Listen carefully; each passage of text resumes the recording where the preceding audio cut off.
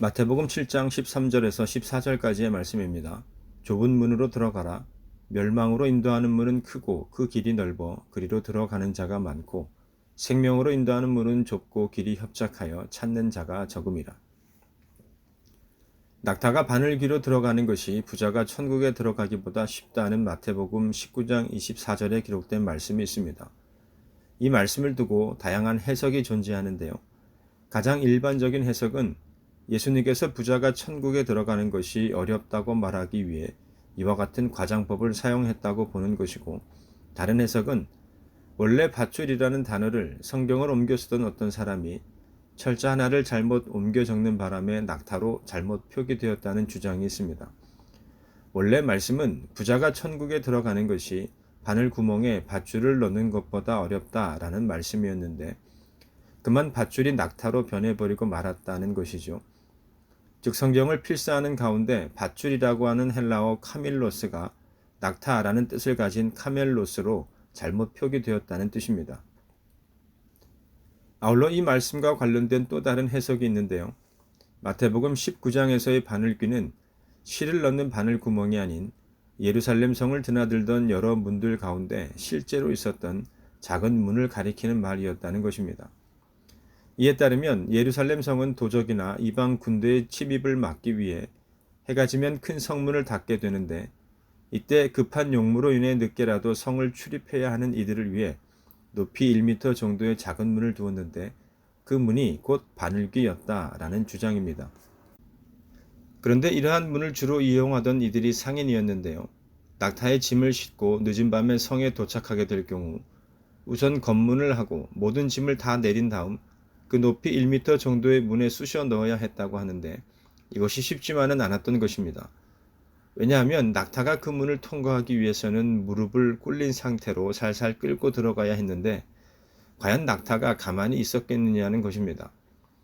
그래서 옛날 상인들은 낙타가 어릴 때부터 바늘귀를 통과하는 훈련을 시켰다는 이야기도 전해 내려오고 있는데요.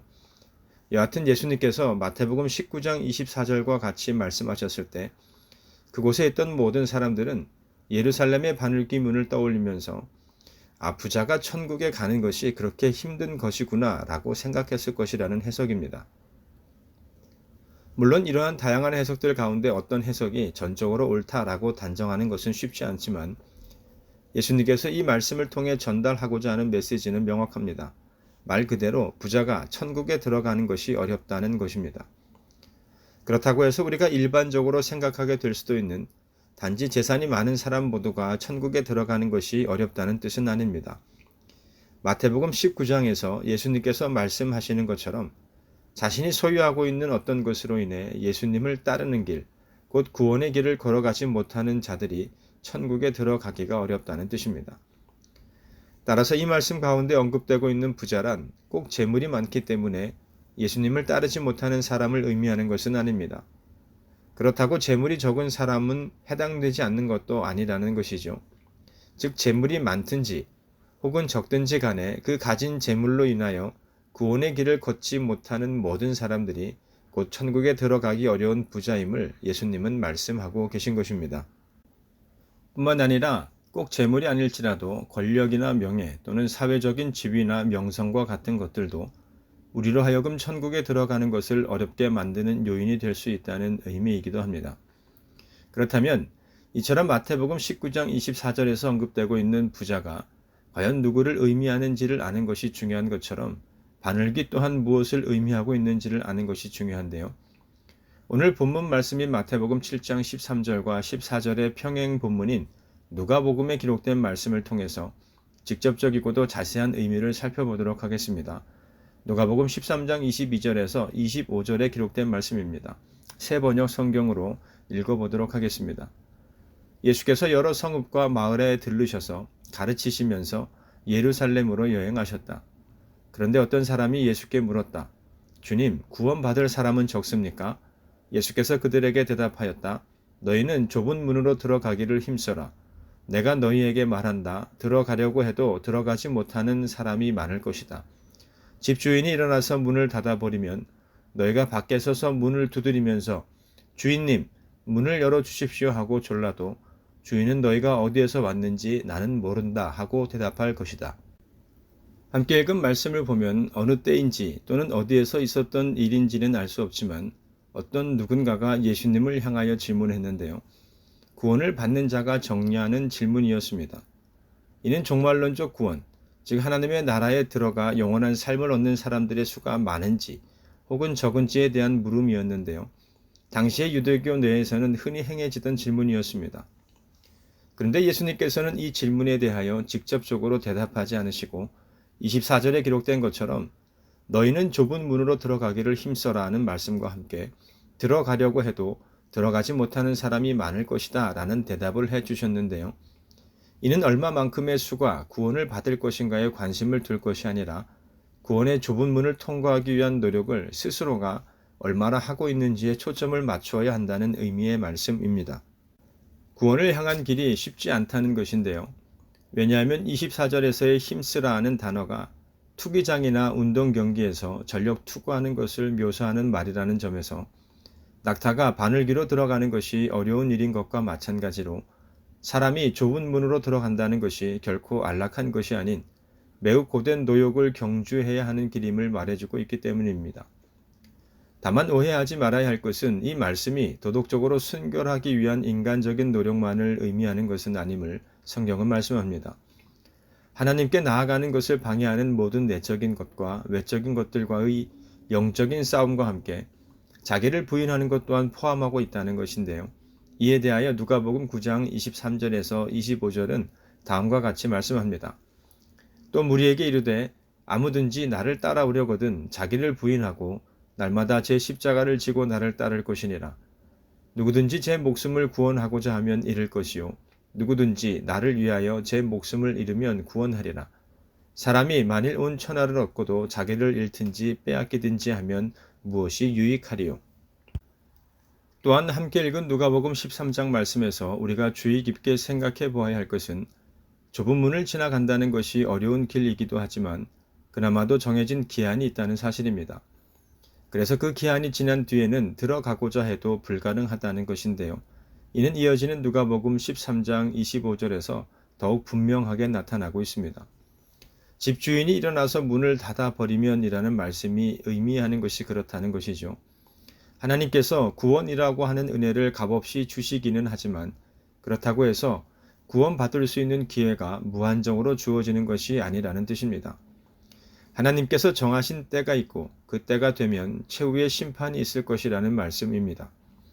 그래서 예수님께서는 공생애의 삶을 시작하시면서부터 말씀하신 것입니다. 회개하라, 천국이 가까이 왔다 하는 말씀이었는데요. 하나님을 향한 신앙하는 삶을 살아가고 있던 당시 사람들에게 지금까지 이어져 오고 있던 신앙생활을 답습해 나가는 것이 아니라 새로운 혁신이 필요하다는 것입니다. 단순히 변화를 모색하여야 한다는 것이 아닌 신앙생활에 있어서의 본질을 회복하여야 함을 선포하신 것입니다. 만일 그렇지 않으면 다가오는 하나님 나라에 들어갈 수 없음을 경고하신 것인데요. 그러기에 예수님은 마태복음 5장으로부터 7장에 이르는 산상수훈의 말씀을 통해 우리 신앙생활 가운데 과연 어떠한 부분에서의 혁신이 필요하며 또한 신앙생활에 있어서의 본질이 무엇인지를 말씀해 주시고 계신 것입니다.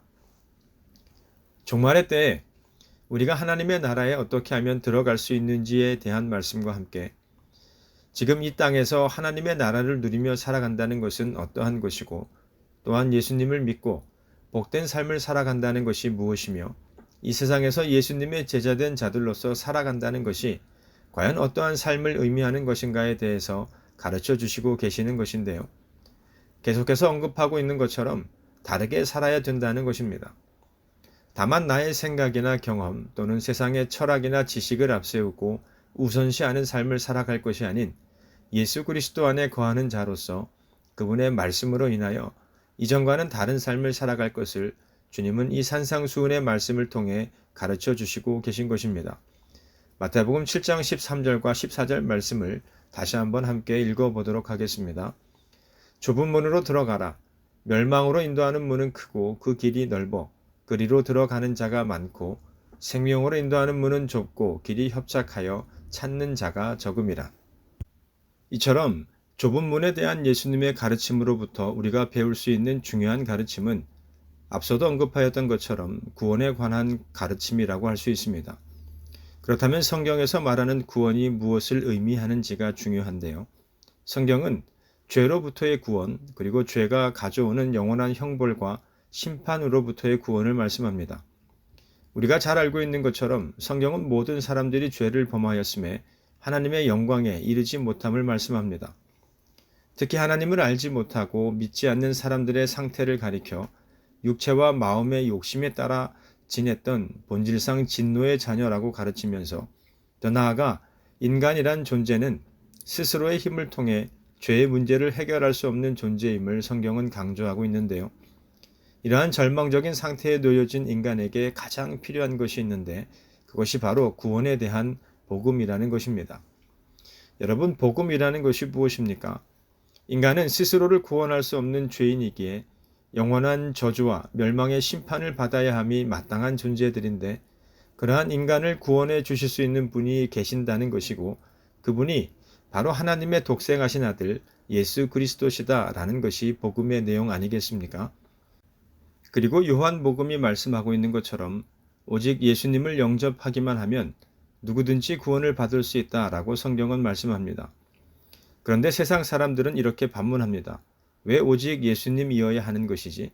다른 종교나 다른 신을 믿으면 안 되는 것인가? 라고 묻습니다. 예수님만 구원의 길이라고 주장하는 것은 너무 배타적이고 이기적인 주장이라는 것이죠. 뿐만 아니라 착하고 선하게 사는 사람일지라도 예수님을 영접함이 없이는 구원이 없다는 말씀에 동의할 수 없다라고 말합니다. 복음의 내용이 사람의 상식과 이성으로 받아들이기에는 너무나도 편파적이며 이기적인 것처럼 느껴지기 때문이라는 것인데요. 그러나 성경이 말하고 있는 것은 무엇인가요? 내가 곧 길이요 진리요 생명이니 나로 말미암지 않고는 아버지께로 올 자가 없다라고 말씀하고 있지 않습니까? 예수님이 진리이고 생명이기 때문에 예수님으로 말미암지 않고서는 아무도 하나님께 나아갈 수도 없고 구원을 받을 수 없음을 선포하고 있는 말씀입니다. 이처럼 구원을 향한 길은 세상 사람들이 말하고 있는 것처럼 다양한 길이 있는 것이 아닌 오직 한 길, 곧 오직 예수 그리스도를 통한 길밖에는 없기에 그 길은 좁은 문인 것임을 성경은 말씀합니다.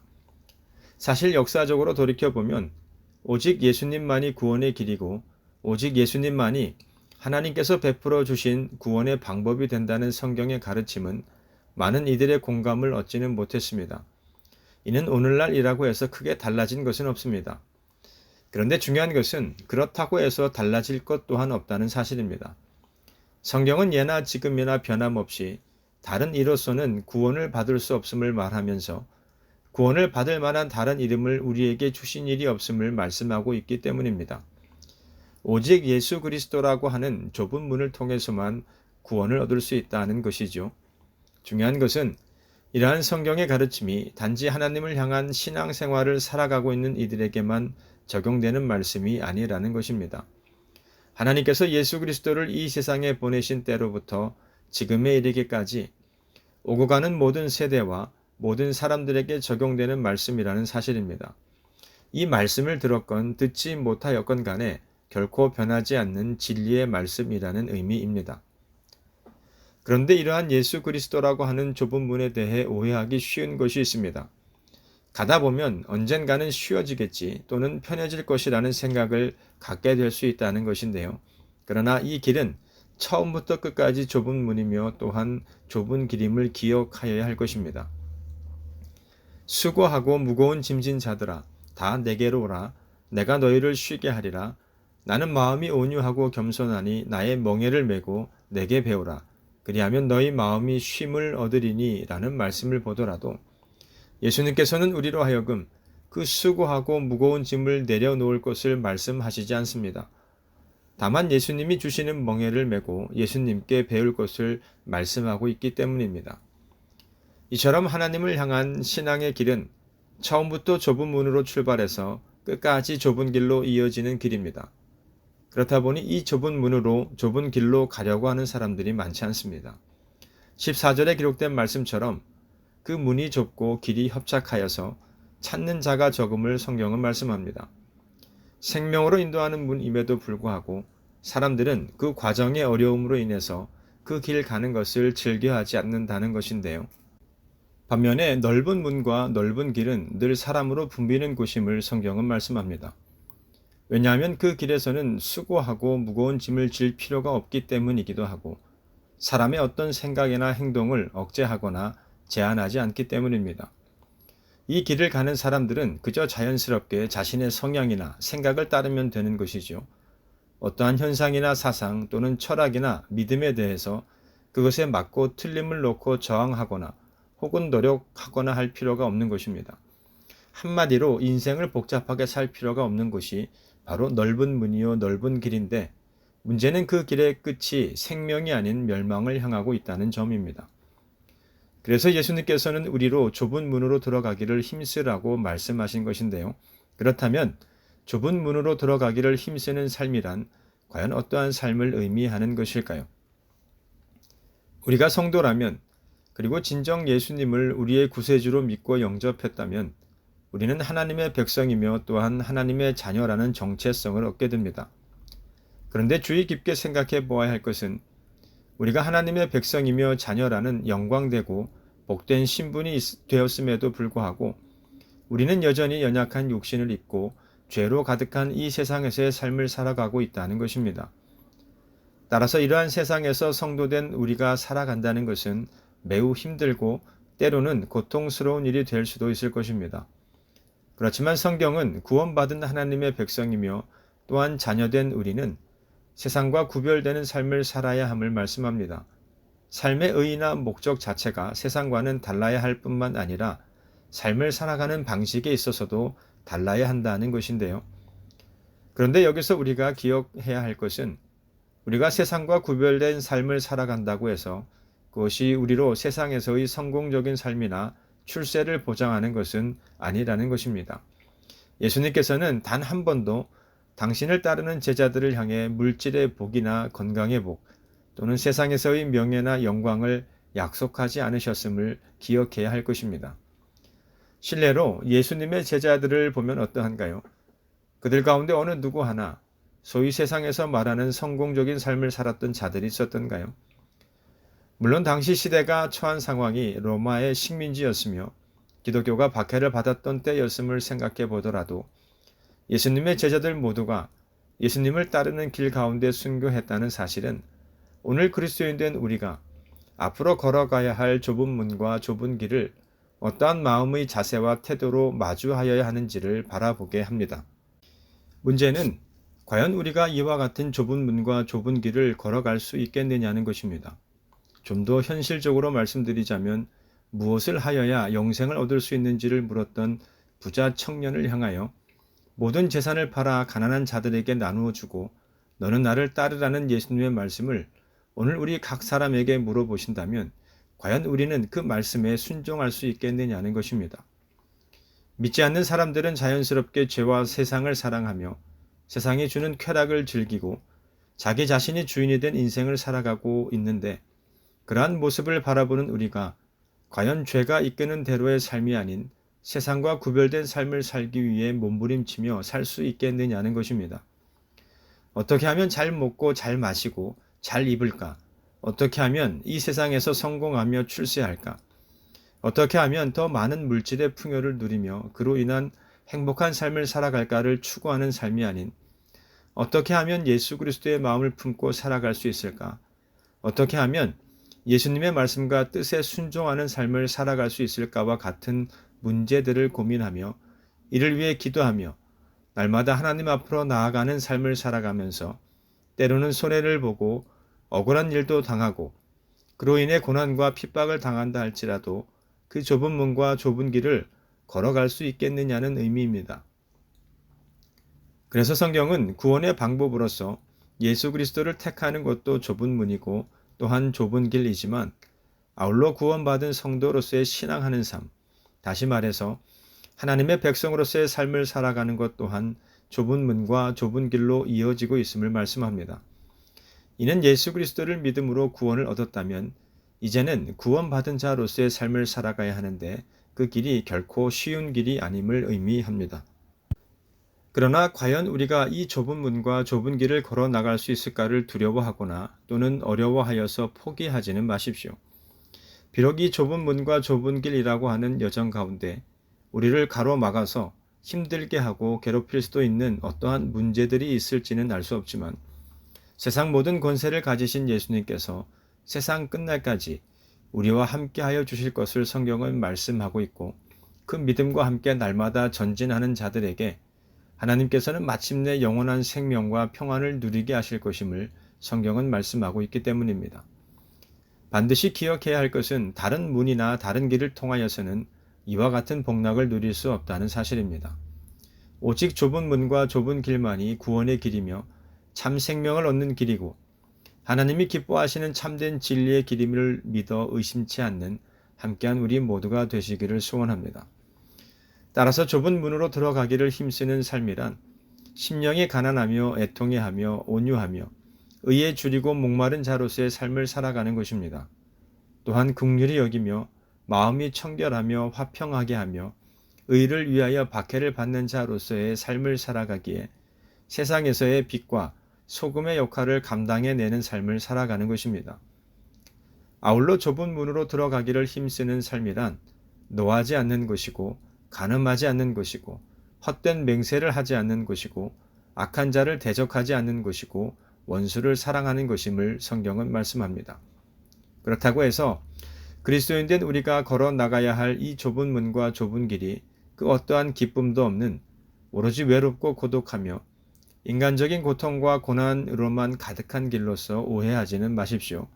왜냐하면 이 길에는 세상은 알지도 못하고 이해할 수도 없는 참된 기쁨이 우리를 기다리고 있기 때문입니다.